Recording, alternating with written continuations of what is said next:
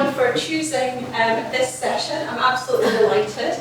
The topic of this session is ICH GCP E6 R3. Now that's a mouthful, and I'm going to say it a lot, so I think it's probably best that from now on I'm just going to refer to it as R3, okay?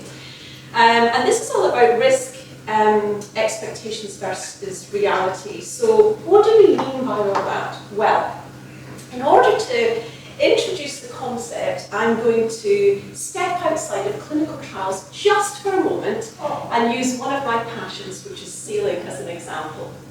Now, just like clinical research, sailing is governed by regulations, it's governed by requirements, whether they're regulations, guidelines and expectations. In sailing, I don't know if there's any sailors in here, but in sailing they're called maritime regulations, there's collision regulations, safety standards, and on board you have life jackets, life rafts, a VHF radio, and all these things are essential requirements to provide structure. And they provide structure to reduce risk and to keep everyone safe when you're in water. Now, even with all of these regulations in place, it reduces risk, but it doesn't eliminate risk. So in addition to understanding all of these rules in order to avoid disaster, there has to be planning and risk considerations on a per passage basis. So up front, before you set sail, and throughout the journey as conditions change. Now, why do we have to do that? Why can't we just use all the different types of regulations? Well, during your passage, as I said, things change, so the weather conditions change, and you have to plan your voyage well in advance in order to keep safe during all the different weather conditions. The depth of the water changes, and that's really important in terms of the vessel you're sailing, because the depth of the keel and all the tides. The crew changes. So sometimes you've got an experienced crew, sometimes you've got more people than others. And then, of course, when you sail out to sea, the internet stops and you have to rely on paper. So the safety, my point is that the safety on water doesn't just rely on the regulations that everyone has to know. You have to plan and risk manage upfront on a per passage basis. And as you go through your journey, you have to continually critically think and manage the risk. So, just like in sailing, clinical research requires situational awareness upfront, planning, critical thinking throughout the clinical trial. There are the overarching requirements in place, but and these do provide structure to keep our participants safe and to ensure that we have reliable data. But there has to be much more than that. There has to be planning up front before the trial begins and before the first participant is enrolled into the trial to assess the risks of that particular protocol and that particular patient population. And that has to be in place from the outside, the outset, rather than just waiting on something happening and then react to the different quality. So this wonderful thing happened on the 23rd of July last year. We had ICH GCP E6 R3 became effective. And I really do think that this was a game changer in clinical trials because it embedded the concept of quality by design. You're going to hear me talk a bit about that in this session. And it really means, what quality by design means is that we're thinking about quality from the start, not introduced later, as I recently heard an inspector say to Mary actually. So it really moved risk management from being a tick box exercise to being a proactive life cycle responsibility where you're continually assessing the risks as new information emerges. So that's the theory. So what I want to really do today is explore whether the reality of these R3 requirements, that quality by design concept, what we're seeing as quality professionals, does it actually match the R3 expectation? So in terms of today, I'm going to spend about 30 minutes just walking through what the R3 expectations are. So I'm going to outline what's meant by quality by design, critical to quality factors, risk scoring, risk-based quality management, quality tolerance limits, and everything else that comes in place in terms of the risk management tools. And then I'm going to look through a quality professional lens and just explain what we as quality professionals, I feel, should be looking at before we're auditing as we're preparing for the audits, and also what we should be looking at throughout the audit. And I'll share an example of an audit that I did last year. It was a site audit where I think that the audit finding, it was a serious audit finding, could have been preventable if they had thought about the risk and used this quality by design and really, really understood, how to prevent the serious non-compliance before the trial began. And that was a study that was done through R3. Don't forget risk in the QMS. So we're not just, so R3 is out there to embed the quality by design principles and introduce that mindset. And it really is focused on clinical trials, but also we use the principles when managing our quality management systems. And some of us in this room are providing quality support to various companies in terms of their QMS. So I'll briefly look at that. And then I'm going to summarise, so I'll just look at the key things, particularly, in terms of the risk log, a risk plan, not just being a tick box exercise, but really operationalising that risk in both trials and the QMS setting.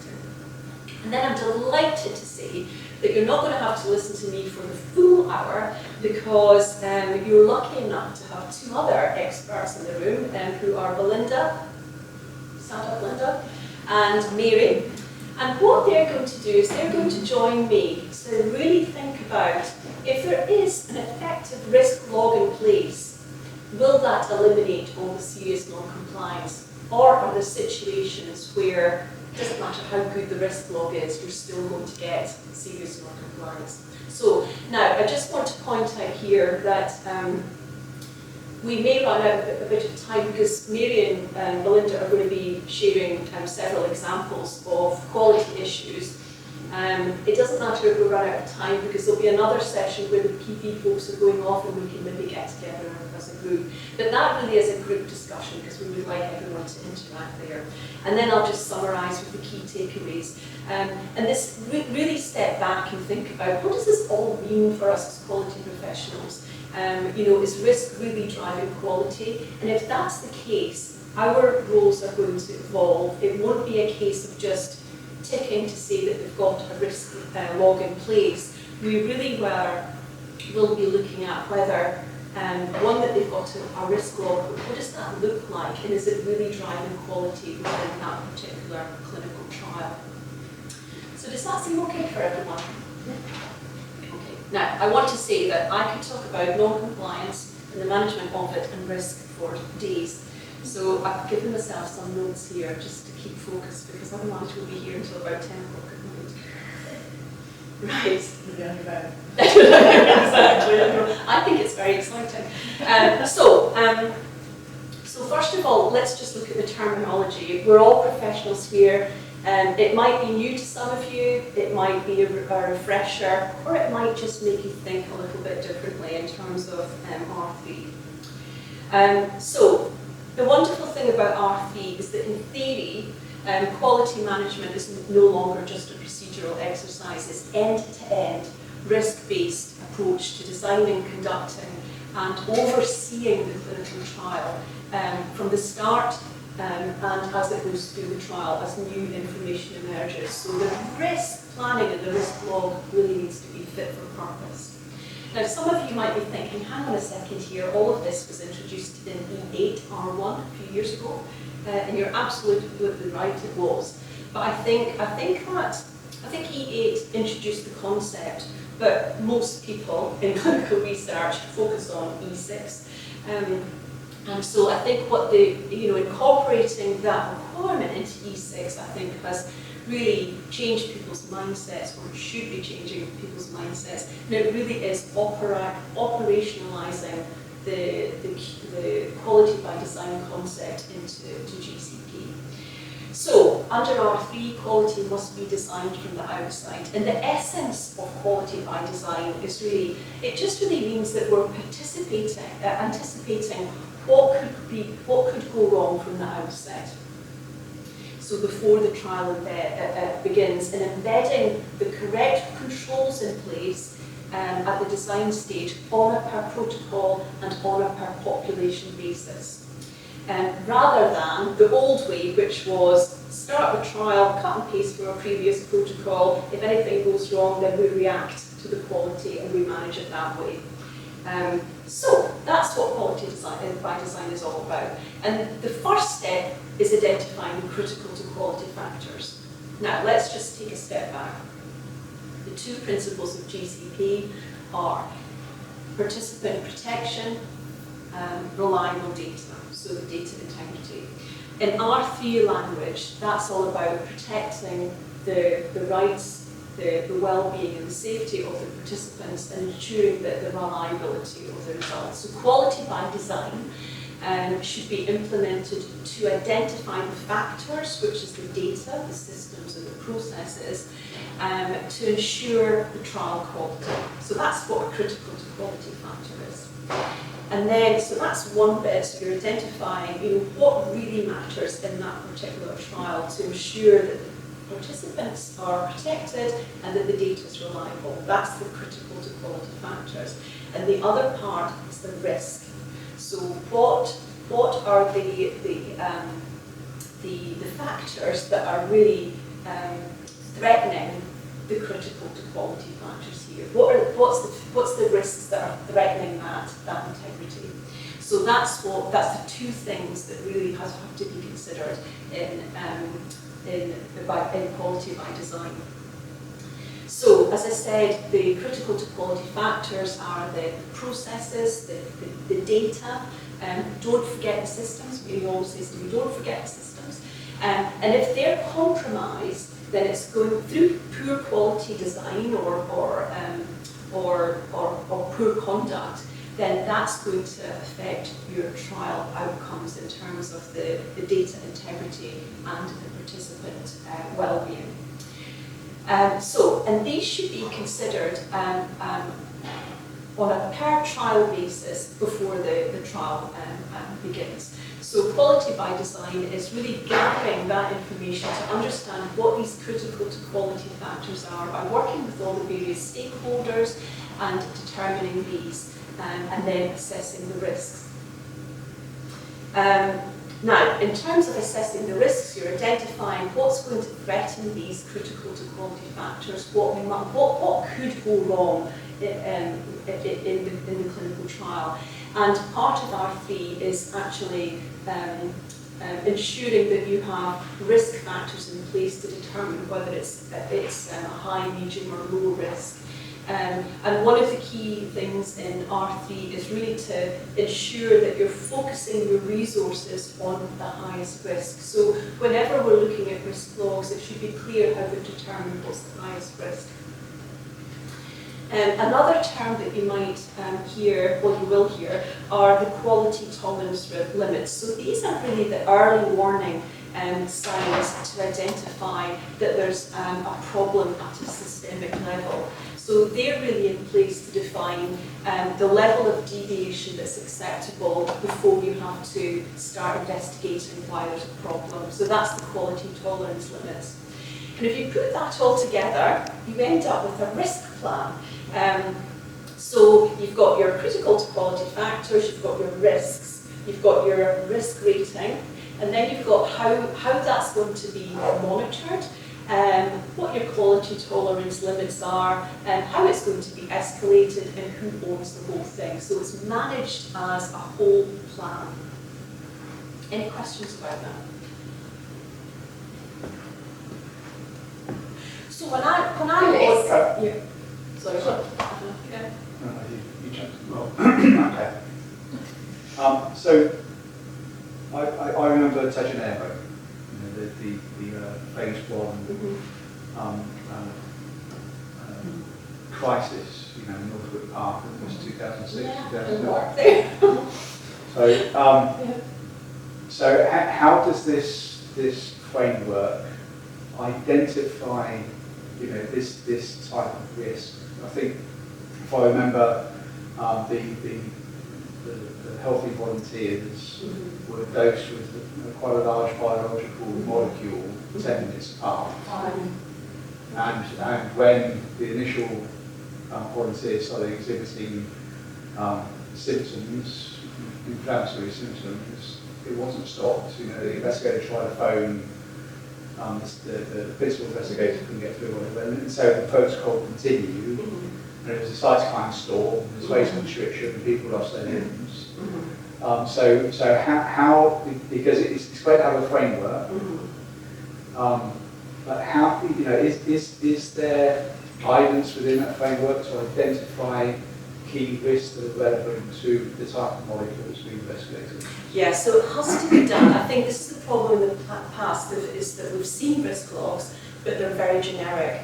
And there isn't the group of the relevant stakeholders before you get to, you know, as you're doing the planning stage, to actually decide what are the risks in this so particular it's clinical judgment then? Well, you should, in deciding that, you should have, you know, a representation of investigators, scientists, and patients, because you've got Voice of the Patient now, the Patient Association, statistician. You should have everyone involved looking at the specifics of that trial to say what are the key factors here in terms of meeting the primary endpoint of this study, of meeting the safety endpoints of the study, of meeting the study objectives.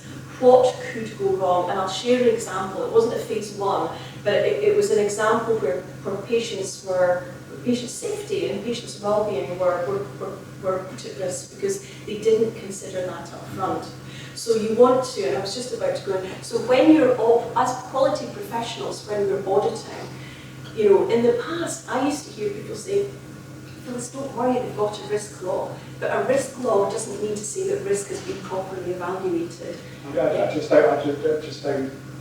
don't see anywhere here where lessons learned from past mistakes are being considered. Where you know, have you given weight to the dosing intervals between volunteers in their attachment, or you know, thalidomide, or whatever. You know, where are the lessons learned? You know, is there a list of things you should consider, as well as your general knowledge and your general understanding? You know, because it seems like the risk log or risk tool is only going to be as strong as a participant. Exactly, and that's what we're seeing already. So there's not a list.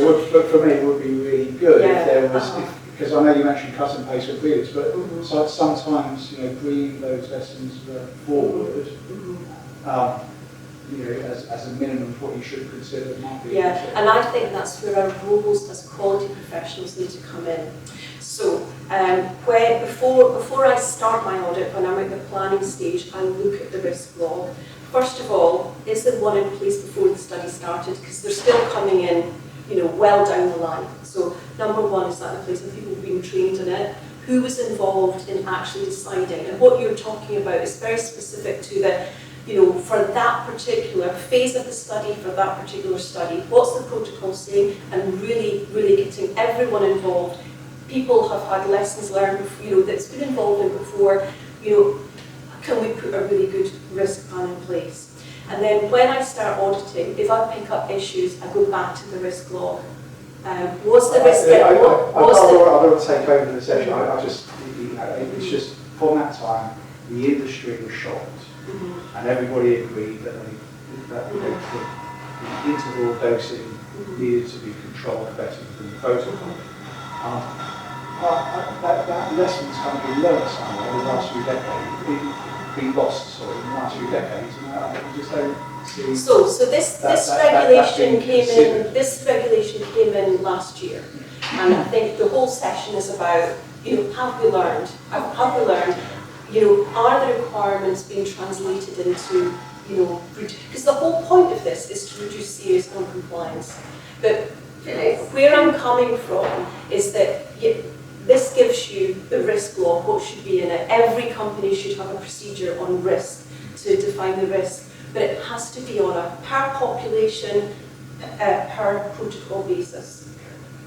Well, I was just going to say that's a really good example to sort of bring forward, but I don't know if everyone here is aware, but certainly in the UK, there was significant legislation change after that. So there was a new gene therapy regulation came in, so then there's a new set of ethics committee assessments, so that if you are doing an advanced therapy medicinal products trial, that you have to go through the gene therapy advisory committee and they have to assess it. And one of the things that they're looking at are those type of cytokine storms and etc. So all of that was kind of catered for already legislatively. Well, in the UK and in Europe, because we're European and now there are FDA regulations for gene therapy products. So, you know, that whole side of it's a novel treatment that hasn't been experienced before and had only been tested in dogs before, and the dog model didn't have the cytokine storm effect because it was an anti-human monoclonal antibody, which obviously won't have an impact in a dog. So, you know, that whole side of things has been quite heavily legislated for moving forward. But you're exactly right that, you know, the cohorts and treatments and, you know, staggered dosing and that kind of thing in phase 1 trials is now, again, I think regulated for. So, you know, that will not be happening again. But this is a holistic for all trials. And the really the takeaway for the trials is that it has to be, you have to have the right stakeholders in place, and you have to look at the protocol that you're doing and the population that you're studying. So should we move on? I'll be quiet.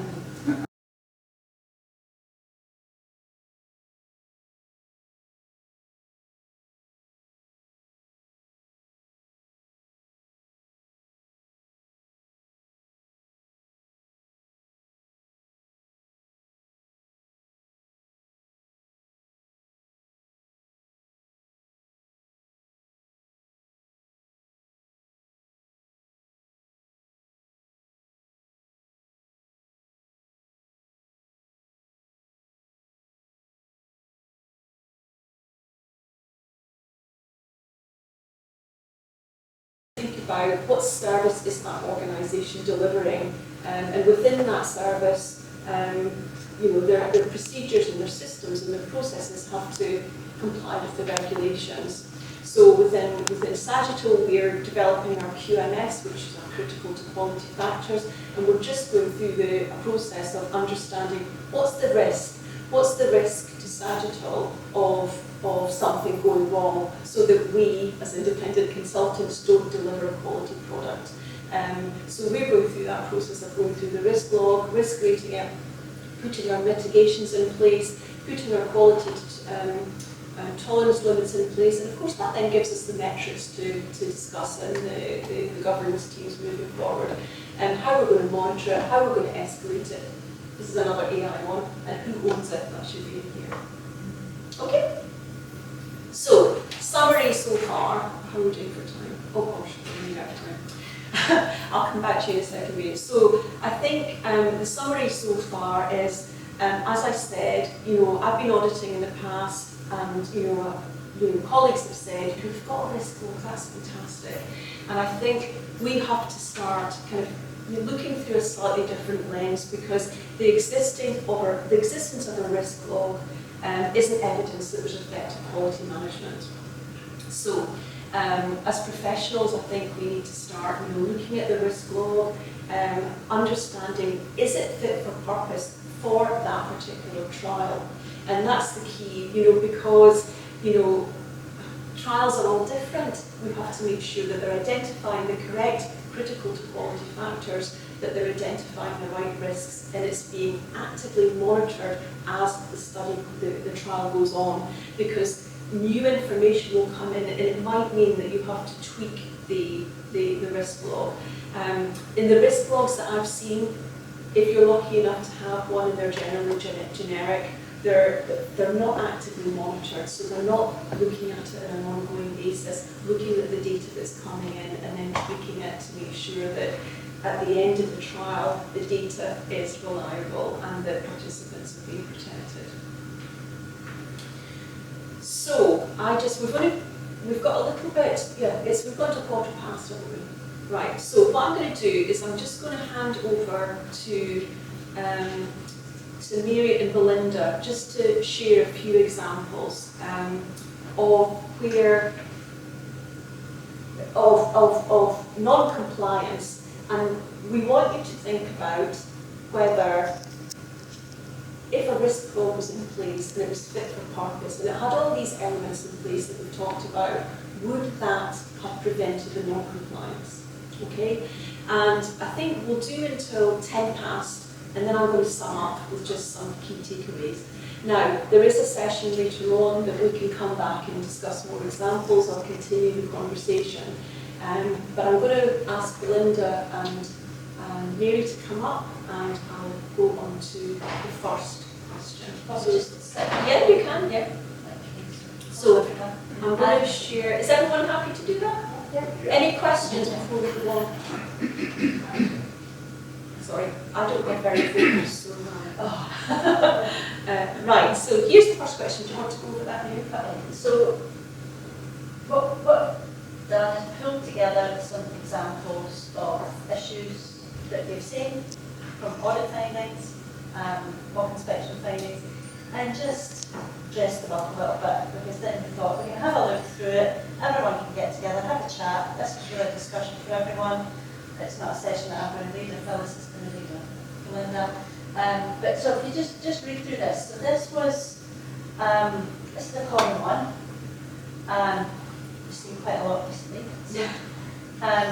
95% of the PI, so I did embellish it a little bit, the PI stated that they recruited the participants based on the CRO's medical monitor approval.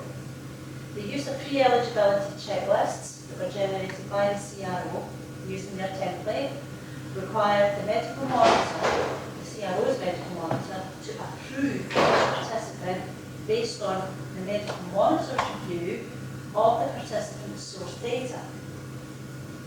So there's another problem there with that.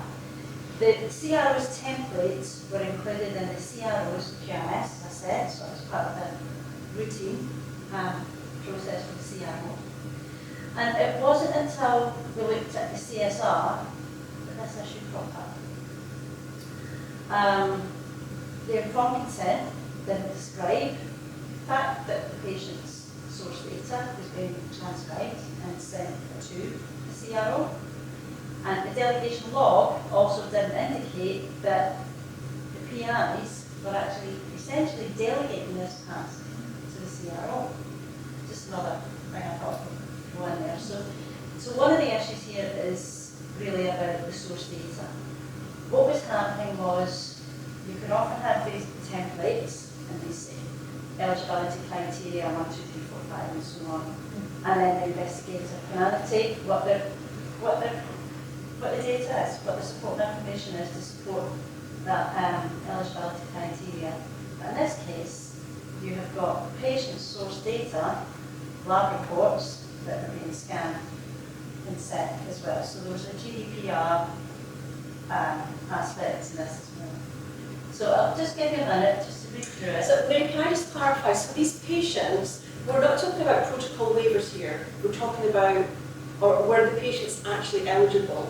You know, if they've been assessed by the PI, did they fit the entry criteria? Well, let's just say they were, not all of them were. Because unfortunately, I don't know about you guys, but I'm still seeing that out there, which is quite astonishing. But let's make that assumption that they are. But the real issue here is that the PIs were not assuming full responsibility for recruitment of patients within their care. They were essentially delegating it and relying on the CRO's medical monitor to do that. And there was no consideration on the part of the actual sponsor, the CRO or the site, in terms of redaction of that source data that was being submitted to the CRO's medical monitor. And in addition, the data that had been reviewed on the checklist and the support information that had been scanned in, it was in emails, it was on the medical monitor's email system, it was in the CRA's emails. Some medical monitors had sent it to their own personal email addresses, and it was also on the traumas. Were there any on-site monitors?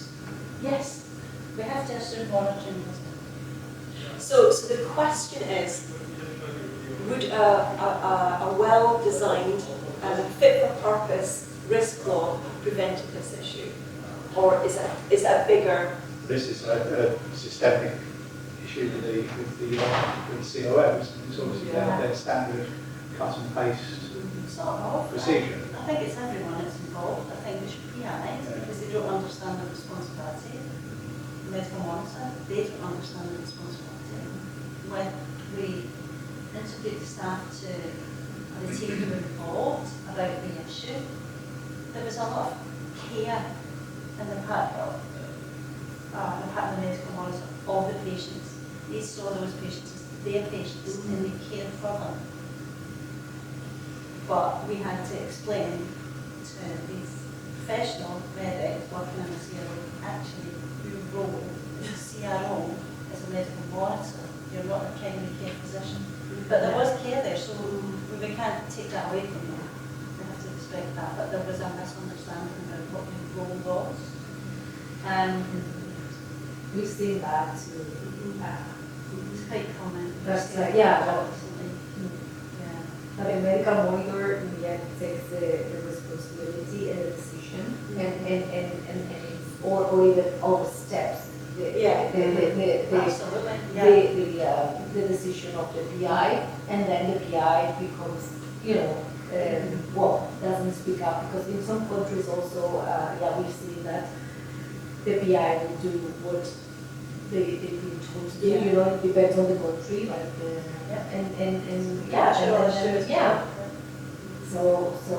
it becomes the decision of this CRO monitoring account rather than the PIs. So just making it up a little bit, but what do you think the root cause was of that issue?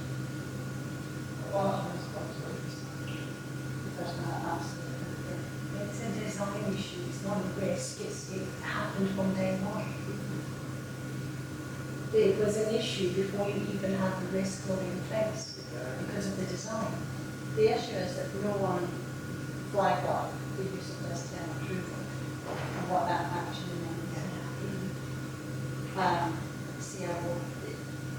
CRO just follow the procedures.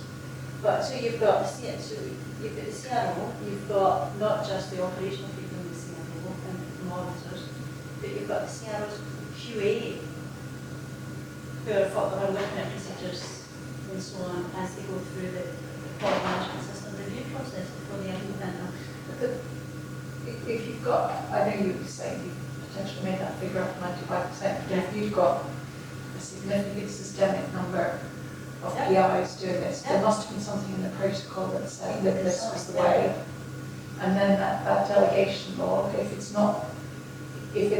per protocol, so it's the CRO and or the sponsor who decided that this is a method for approving recruitment, the delegation log is not going to reflect that because the investigators didn't delegate it. But you're right, Joanne, if it's in the protocol, then it can be considered as a risk. But so one of the examples, because we've seen this quite a few times, and one of the examples, there was nothing in the protocol about this process. Why would a significant number of PIs do it unless that guiding document is still on That's the protocol or? So I suppose maybe I'm just thinking, because I was involved in that at the SIV stage, they set it up and said, but at the study setup, when you've identified your patients, you can send the data to the CRO, and our medical monitor will approve eligibility. That wouldn't be in the protocol, but it's maybe part of the process. It's not the right process, but that's maybe a way that they kind of conveyed it to all of the different PIs. Or maybe because they've done already got their studies, and then they just learn once, and then they do the same. And because you're running so many studies that they just do it the same way. And And one particular case, this issue appeared because we were supporting a client through inspection preparation, and the medical monitor, so we were doing mock inspection, we were asking the questions, and the sponsors, chief medical officer, was saying, the CRO approves, CRO's medical monitor approves recruitment applications. Time for hats off and just explain, no, they don't approve. I've seen that. We saw that in the one that we did, Alexander. The medical monitor had a role in actually, and it was just a checklist that we're doing. They just ticked, the PI said tick, tick, tick, and then the medical monitor reviewed it. And I thought, what's the point in that? Because all you're doing is, reviewing a checklist. I've seen that as well. And is it not like, if you're so concerned that you're not starting to meet the eligibility criteria, what are you wanting to do? Whatever, sending your scenarios out, but obviously we can't do that. Should we do one more? Can I just pose a quick question there? So on the basis of that, when do people think the first risk assessment log or risk assessment should be done? Well, I can't go with the fact that it's a systemic issue. I mean, I'm not civil, I'm not clinical. That's why I'm here. So PP's quite bored at the time. So I'll come to the dark side. But I can only remember, nearly 3 decades of this, I can only remember, because I've always been in CRO, I can only remember the medical monitors conducting eligibility assessment. So to hear now that actually it should be the PIs doing this, not this is a systemic issue that's been going back all of my career. So where would it appear on a risk log? Because this is the way everybody does it. I've never known it ever. It's the way everybody did it before R3. Okay. And here's the thing. There So you go. in terms of developing the risk log, it should be at protocol development stage, because that's when you've got all of your stakeholders together. You should now include patients from the patient association as part of that, and everyone should be getting their heads to decide, is this what the protocol should look like? What are the critical to quality factors? What are the risks? That's the answer. It goes beyond protocol and into the SOPs of the CRO. Yes. It's not protocol specific, because that's not the route. The route is the way the CRO functions. And that's or even the industry, because as I said, I don't know. Which never comes known anything into else. risk in the QMS as well, which is all about your controlled documents. But what we're seeing, and this is just a little bit of a tangent, but it comes back to what you've just said, what we're picking up as auditors now are very basic issues that we saw years and years ago that we thought, in the MHRA's words, had been put to rest, but they're starting to resurface again. And one of the reasons that the MHRA are thinking that they're starting to resurface, and this is all of our roles here, is that people aren't being trained properly. It's gone from, when we were at GSK, Joanne, it was, you read the SOP, you had on-the-job training, you were taught how to do stuff. The CRAs now are reading site and then they're sent out there to do it, and they don't understand. It's a shame. I did a site audit last year, and I said to the CRA, put everything down and just sit with me. And he said to me, Phyllis, I've learned more in 2 days with you than I have in 2 years with this company. And it's tragic because it's basic things, but unless people understand the why behind it, then they're going to get things wrong. I think we've got time for one more, and then I'm going to wrap up. But we can come This back. would be inside an automatic final anyway. What was that? Isn't read and sign an automatic finding anyway? Well, I don't Only if believe- you've read and read signed and 10 understand. within 30 seconds. I think that's the root cause of many of the issues. Yeah, I think. On PV side. Yeah. Okay, Mary, do you want, or Linda, do you want to take us through one more and then I'll sum up? I'll do this one. Okay, so, I love the picture. well, I'll read through it and then I'll explain the picture. So in this one, multiple letters were issued to sites with modifications to the protocol mandated time points for lab sampling for the primary endpoint. No protocol deviations have been recorded related to these aspects, and study plans have not been updated to reflect the process described in the letters. And the image on the right is something that someone sent me just at Christmas time to describe what a protocol clarification letter is in terms of the protocols. That's what it looks like, I know. So yeah. What do you think of that one? Yeah, and this is another common one that we see time and time again. And again, come back to the question, would if this was identified, could this have been identified as a risk, included in the risk log? Could the serious non-compliance have been prevented? Didn't get to the next. I'm not sure it'd be in a risk log, because to think that that could even happen. Could you I've seen it happen a anticipate someone would do lot. In that? the last year, I've seen this And thing. unfortunately, And unfortunately, somebody said about the ethics, I sometimes don't know why ethics are approving it. It seems to be blanket approvals. They're not reading what's actually been submitted to them. Are you saying ethics are approving the letters? No, there's It's not. normally Yeah, an it's amendment to what you do to the patient or subject, you'd have to have that. Yeah. Approval to allow you to do that, Yeah. which could mean an amendment. And it's not the right way to do it, because you obviously have to amend the protocol. Yes, that's right. To get that approved, depending on the But was the protocol also amended? Yeah. So So I is it done In because some of time? cases. Yes. Yeah, it's all So about they're approaching their their timelines, realise And where they it could has achieve it, so they should. And even issues with eligibility, some companies try and push it through as an administrative. It's a clash. And the next point I think is really important as well, because these are technologies, it's not a challenge to get the client to understand why this is a problem, why they should be doing this, why not pushback at the same. And the fact, so we asked questions, okay, you've got your list of protocol deviations here, this is what you've changed.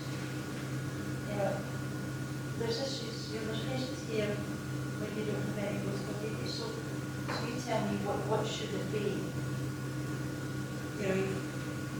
You've changed the protocol, so they say, So they did change the protocol, but sorry. but subsequently, in some cases they don't, and in some cases it could be 6 months, 7 months, whatever. And so, let's just assume that you make it. All right, okay, all right. Yeah, but so in the cases where they have, or they haven't done it for significant amount of time afterwards. And how did they call these letters? I mean, how was It is a protocol Modification, clarification. administrative Protocol clarification. and it's not, it doesn't clarify it. So they would No, actually it change changes the the protocol. Yeah. It changes the protocol. Did they have to sign it to say they'd read it? Did they have to respond? They might never read it. Yeah, it's just well, what I've seen in my experience is just a blanket letter saying approved. And then they subsequently submitted a deviation. Only when, well, for the ones that I've picked up, it's only because it becomes a repeat non-compliance and then it's escalated to a critical issue, which requires discussion with the sponsor, and then they have to pull everything together and put it into the Like Pete's question, the multiple letters issued, did any of the investigators acknowledging the letters? Were they asked to acknowledge? I mean, you might not know the answer. But if they didn't, then you don't even know they got the message, wrong message, that they've got to change. Understood. Yes, yeah. These issues present so many subsequent problems. data management, stats, Yes. design So- the database. So the risk Like then labs. is people just taking it upon themselves to administer the study and their So, as so they to see me, fit, yeah. rather than following Yeah, the SOPs of the Yeah. company again. or John, what's often, what we often see is nothing in the SOP that describes the use of clarification letters. That's often something we say, okay, Or even for safety issue. This is laziness to do it. Because obviously, if there's a safety issue, you have to take. well, we saw some recently regarding what the device safety events that wasn't in the protocol was updated. And I think there needs to be education, because so many, even now, 2026, admin letters are still being Yeah. used by bucket loads. Not, I mean, it's insane. It's just not good practice. I actually looked at a procedure I was helping a colleague develop around development of child documents such as protocols and consents.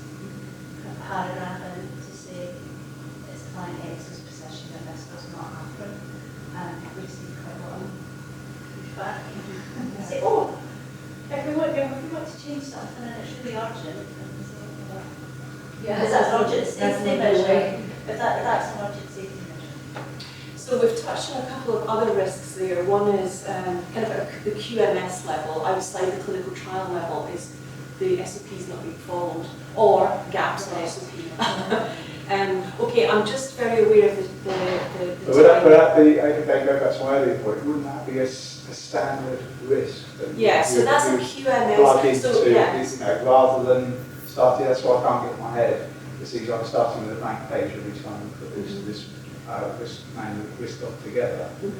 But there are certain, such as, complete or proper SOPs and that they're following training is I mean, would you not have a list to start with and then add to it? Yeah, well, for me, the framework's only going to work if you've got early engagement from the CRO to the sponsor. Exactly. The issues are communication and time and laziness, as you said. But the issues are it's got to be that upfront commitment when the CRO, when you select a CRO. It's the sponsor select. Because this is the issue. It's never going to. These frameworks again. And sponsor accountability as well. Right. It's also down to the contract, though. Yes, contracts. Because, if you haven't got it adequately detailed in the Yeah, contract. I would say this would have to be in the contract. Yeah. If you put it in, then CRO can't.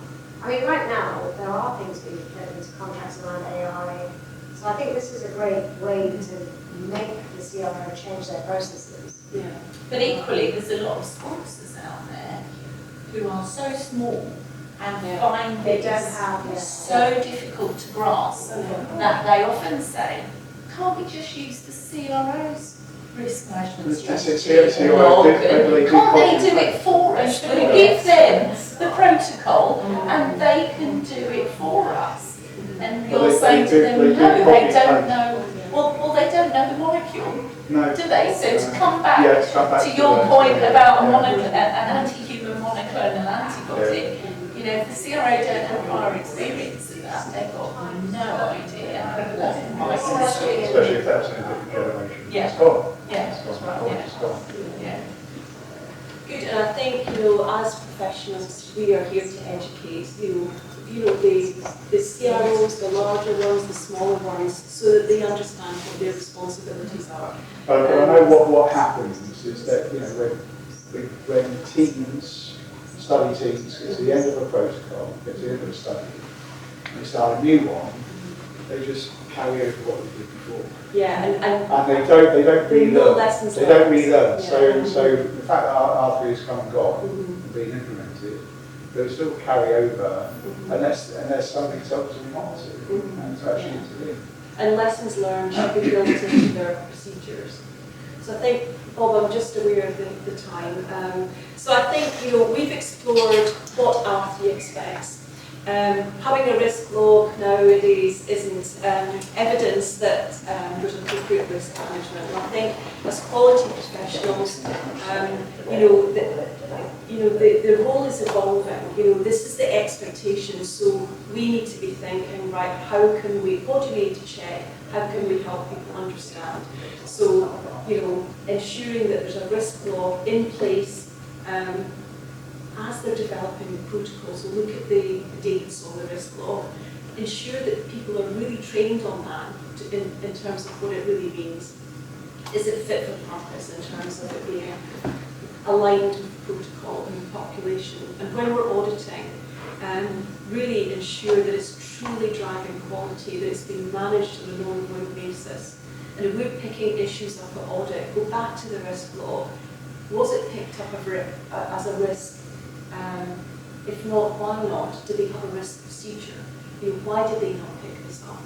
If it was identified as a risk, why has the process failed and it hasn't been managed on an ongoing basis and resolved? Why are we still looking at issues? So I think certainly, with R3 coming in, my auditing has expanded a bit to really focus on that, to ensure that we're identifying these issues and we're educating our clients in terms of the expectations of R3. It's not going to solve all problems, because I think it's going to take some time for really it to be embedded and for us to help educate our clients. But the purpose of it is to reduce the serious non-compliance. So happy auditing, happy QMS supporting, and we can talk about, if we have an opportunity later, we can look at some of the other examples. Thank you. Do we have time? Any questions? Did you find it helpful? Yeah, I have one question. In your view, who should be trained on the risk log? So who would be? Anyone that's involved in the clinical trial. So when I'm out auditing the sites, I'm looking at the monitors being trained on it. Because they need to understand what's the risks in their particular trial and how to escalate if they pick up an issue. Who's responsible for it? Anyone that's involved in the trial. Because they should all be, a representative sample of them should be involved in the development of the risk score. Yeah. You can get that very important. And how do you expect to have this documented? What document? The training.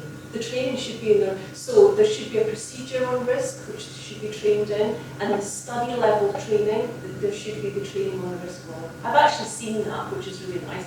Unfortunately, they were trained a month before the audit, so it didn't really have the effect that it needed to have. And it's still very much,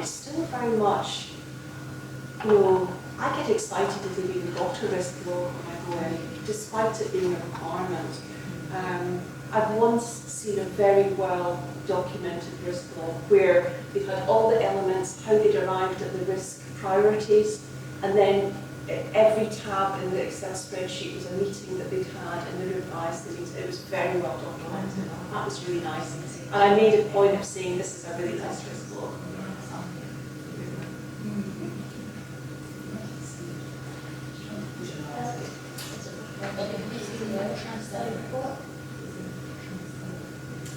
QTLs in a study report. Well, I've never seen QTLs in a study report. I think that's got a little while to filter through. Right, I'm very aware of the time. We've got to go back, but thank you very much for joining this session.